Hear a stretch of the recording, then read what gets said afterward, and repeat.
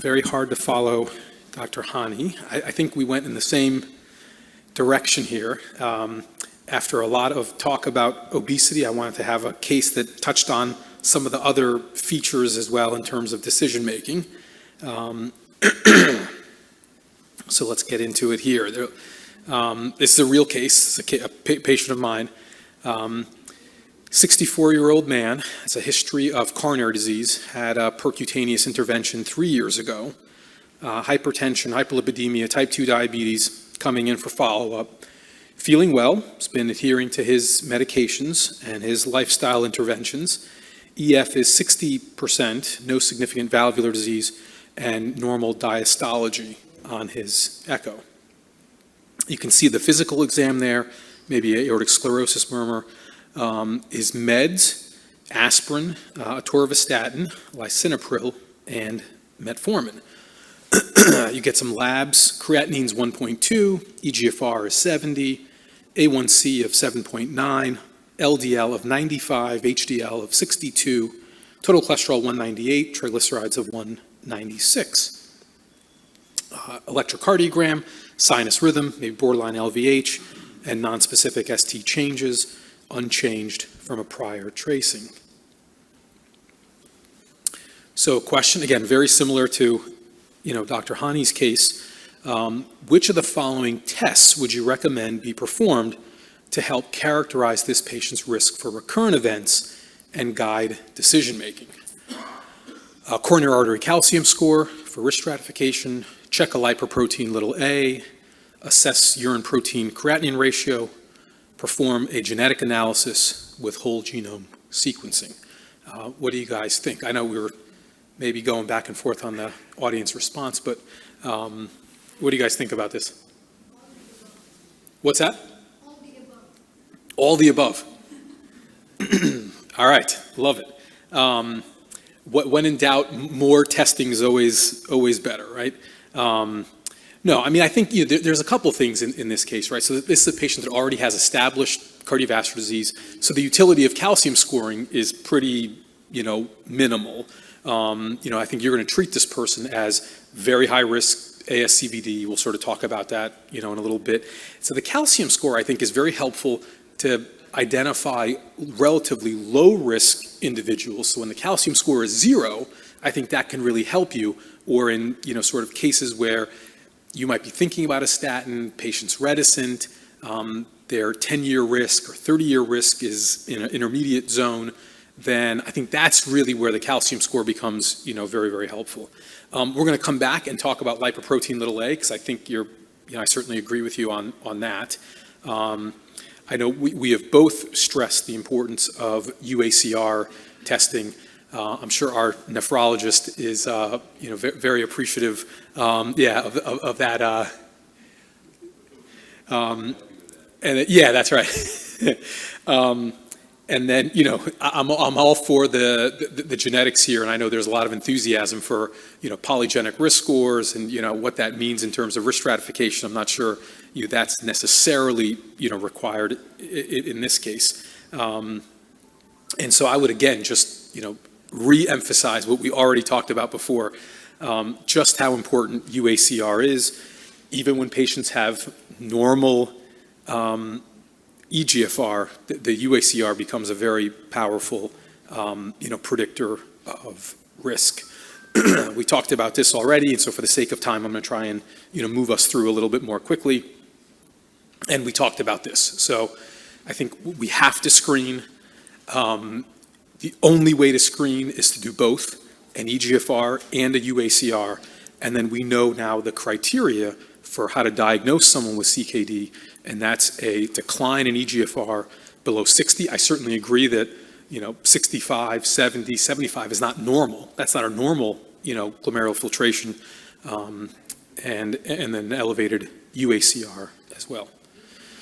So UACR is done, thankfully, comes back relatively low. I agree, the best would be 0, right? You shouldn't have any protein in there.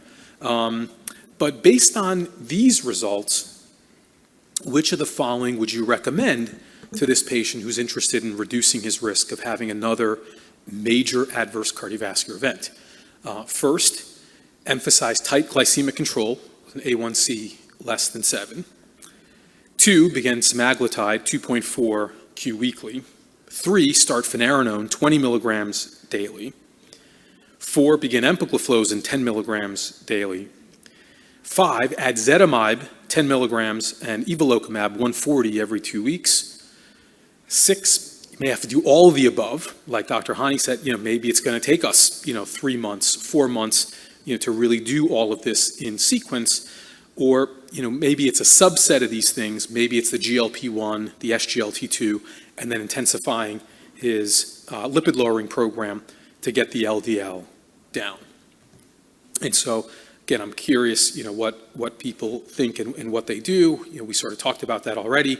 Again, I would just re-emphasize this guideline, kind of the most contemporary recommendations we have for glucose-lowering therapies in patients with diabetes. The era of dealer's choice is over.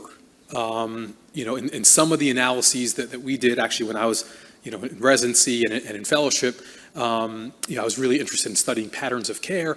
And in the US, it was unbelievable. Even now, today, how many patients are started after metformin on a DPP-4 inhibitor, rather than highly effective evidence-based therapies consistent with what the guidelines, recommend. And so, again, I think all of us have a choice. There's always complexities about, patient's particular circumstance, why you might choose one therapy versus another. But I think as we think now about managing diabetes as a collective, as a care team, with our primary care doctors, our internists, the endocrinologists, obviously, but I think all of us have to really just get a sense for how much the world has changed in a relatively short period of time, where dealer's choice just cannot be the way that we think about glucose-lowering, therapies. We've talked about SELECT, so I'm not going to get into it in any great detail here again, and this patient is diabetic, and so doesn't even, like Dr. Hani was saying, doesn't even meet the entry criteria for SELECT. But let's just remember just how important and dramatic the benefit was in terms of MACE for patients with atherosclerotic cardiovascular disease and obesity. And then I wanted to have a little bit of discussion on lipids. We haven't talked about that so much, but if we're thinking about CKM and obesity, and one of the things that we've talked about is lipids and dyslipidemia, also part of insulin resistance and metabolic syndrome. I think it is worth kind of reviewing just some of the key recommendations when it comes to LDL lowering for all of us. Again, whether your practice is in endocrinology, nephrology, cardiology, internal medicine, I think all of us are seeing these patients, and we should take every opportunity to ratchet up medical therapy, reinforce lifestyle intervention to try and reduce risk. And I will say that LDL cholesterol is, if not the most important, one of the most important modifiable risk factors for coronary disease and atherosclerotic cardiovascular disease. It's unequivocal. The science is unequivocal. I know there's a lot of misinformation and concern about LDL and low LDL and statins, and I think part of our job as public health practitioners to be a trusted voice in the community is to engage people, share the best information available, and to combat, frankly, the misinformation that is out there. And I think the job for us is really to prevent what happens for too many of the people that I see in the hospital, especially, are on the right-hand part of the slide, right? They had a thin cap atheroma, that atheroma ruptured or fissured, and they've got an acute coronary syndrome. They've got, a stroke, significant peripheral arterial disease, limb-threatening, thrombotic event. And so how do we stop this from happening? And LDL cholesterol obviously plays a very important role in that. Yes, please. Sorry, only elevated LDL can changes atherosclerotic changes in the brain, or triglyceride and all these things also affects. Yeah, it's a great question. So the question was, is this really known about LDL, and what about other lipoprotein subparticles? I think from what we know from pathobiology, epidemiology, cohort studies, clinical trials, Mendelian randomization, this is certainly true of LDL cholesterol. Triglycerides, maybe not. I think we'll actually come to that in a couple of slides. HDL, really don't know. I mean, we have yet to see a therapy that raises HDL cholesterol, that reduces hard cardiovascular events. And then I think the big question that for the field to confront is lipoprotein little a.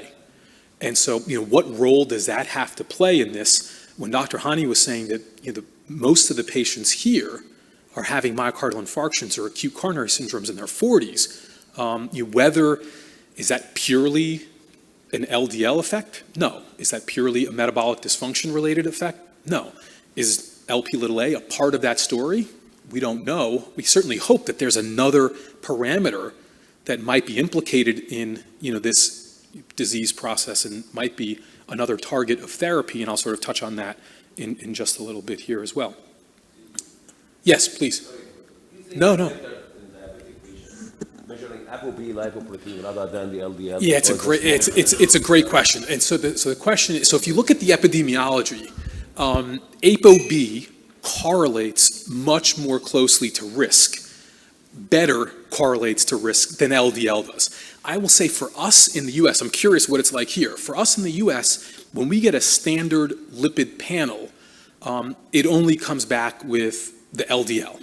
There's no ApoB. For some patients, if you send them for ApoB, they have to pay for it out of pocket. And so most of the time, we're thinking about, hey, let's get the LDL down, and we'll sort of talk about what the right range of LDL is. And so I usually don't take the next step of then checking an ApoB. If I feel like there's something discordant, then I might do, extra lipid profiling to get, kind of the lipid subfractions, see if it's small dense. But I don't do that routinely.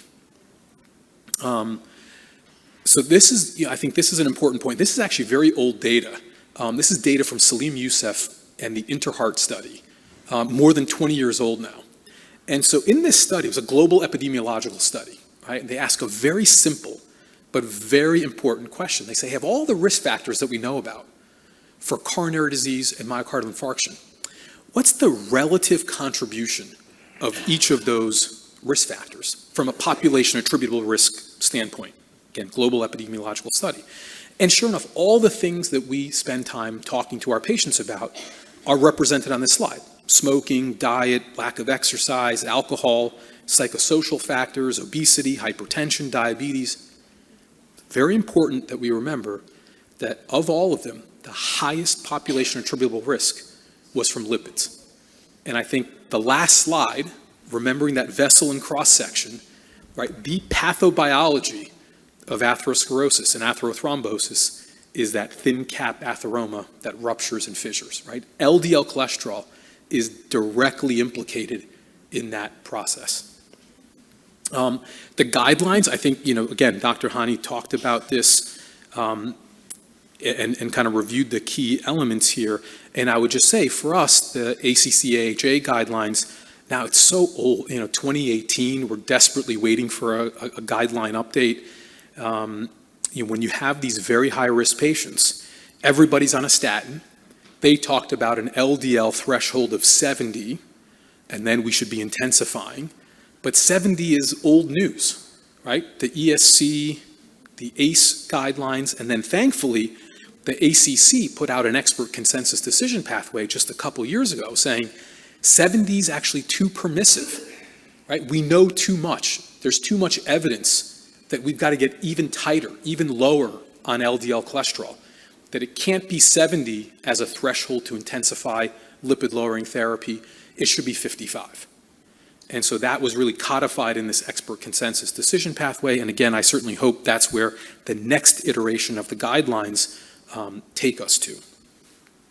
So a quick review also of some of the more novel therapies in terms of LDL lowering. We've talked a lot about statins, about ezetimibe that blocks the intestinal absorption of cholesterol. We have bempedoic acid, which acts very similar in the same kind of pathway of cholesterol synthesis in the liver, ATP citrate lyase inhibitor, so one step up from where the statins act. And then we'll talk about maybe another interesting set of therapies. So we've talked some about the PCSK9 inhibitor monoclonal antibodies, which there's two that are available, alirocumab and evolocumab. And then we have small interfering RNA, inclisiran. And I think the interesting feature about inclisiran is it can be administered in steady state every 6 months, so twice a year as a dosing administration for that.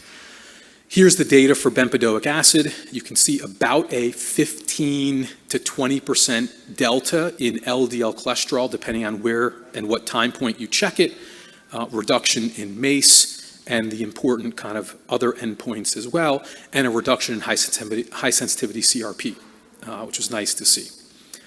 So again, some new approaches to PCSK9. We've got the monoclonal antibodies, but I think the inclisiran story continues to evolve. We're waiting for the large cardiovascular outcomes trial. So that's this study here, Orion 4, randomizing patients with established cardiovascular disease to inclisiran or placebo. And again, you can see the dosing frequency here during steady state every 6 months. So from an adherence standpoint, from an efficacy standpoint, I think very interesting potential from a population health, LDL control, and reduction in events standpoint. I think on one of the slides, someone said that genetics were non-modifiable risk factors. I think the latest on the PCSK9 front would maybe beg to disagree with that, with that assertion. And so this is the latest. It might sound like science fiction, but there's a company right now called Verve Therapeutics that is, there were these very interesting observations that patients that have loss of function PCSK9 mutations, and they found these, the Dallas Heart Study and other, sort of families, had low levels of LDL and were protected against, adverse cardiovascular events. And so the provocative question that drove Verve Therapeutics is, why can't we just do that for everybody, right? Why don't we just modify everybody's genetics to give everybody loss of function alleles for PCSK9? And is that a strategy for a, quote, one and done to treat LDL cholesterol and basically to, dramatically reduce the rates of coronary heart disease events? Now, obviously, lots of complexity here, ethical issues, who's going to pay for it, what's the safety like, so lots to work out. But in terms of where the science is, I think a very exciting, area for the field. So let's go back to our case. We opted based on, all the presentations that we've had today and all the discussion that, we kind of heeded the advice of the other speakers. We started semaglutide 2.4 every week along with evolocumab. Got a repeat lipid panel in 3 months. You find the total cholesterol is 142, LDL is 38, terrific, HDL of 71, and the triglycerides are 180. What might you consider now? A, no change. You're happy with where things are. B, you're going to add fenofibrate because you don't like where the triglycerides are. C, bempedoic acid. D, icosapent ethyl, 4 grams daily. Or E, can go with either A or D. I think A or D are both sort of reasonable. I'll tell you, we didn't do anything in this case. And that's because of this. Right? We had just started the person on semaglutide. And so, I think we know that with the weight loss, if we can sort of adhere to that, and yes, to get to steady state, get to weight loss, then we know that there will be a reduction in triglycerides that comes. And so if we can get the trigs down from, 180 to 130 or something, I think we're probably okay. If you wanted to start something, I think that would be reasonable too. I think the one thing that we should worth review is what about fibrates? So in the US, again, it's just amazing. There's 8 million prescriptions written for fibrates every year. And that's not to say that we shouldn't use them. They might be indicated. There might be a specific reason why someone's selecting a fibrate. I think if we do a quick recollection of the data, the clinical trials for fibrates, there's sort of some of them are studied and summarized here.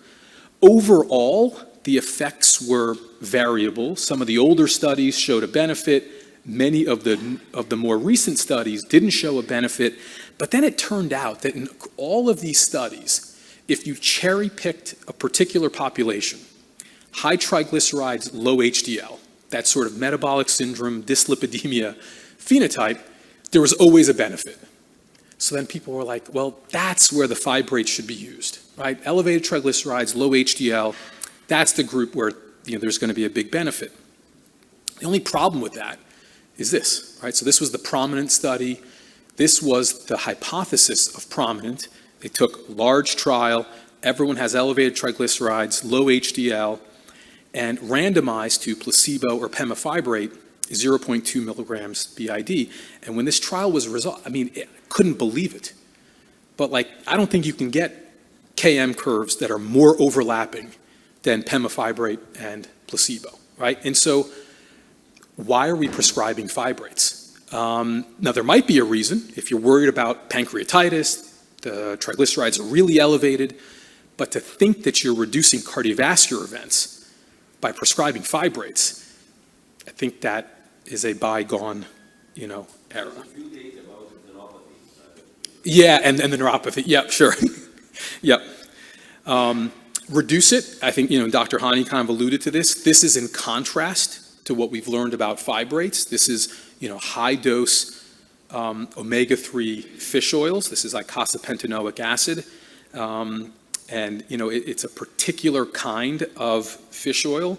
And so in the Reduce It trial, what was shown here was the intermediate endpoints here, right? You get this big reduction in triglycerides, about 45% reduction in triglycerides, has no effect really on LDL. That's important just from a scientific standpoint, because if there was a big reduction in LDL and a reduction in events, then you wouldn't know, is that just from the LDL going down? And so that didn't happen here, so it's a good test, of icosapent-ethyl. And it's a massive benefit, right? Huge benefit to EPA, to icosapentaenoic acid, 25% relative reduction in the primary endpoint, almost a 5% absolute risk reduction, NNT of 20, and then similarly for the key secondary endpoint there.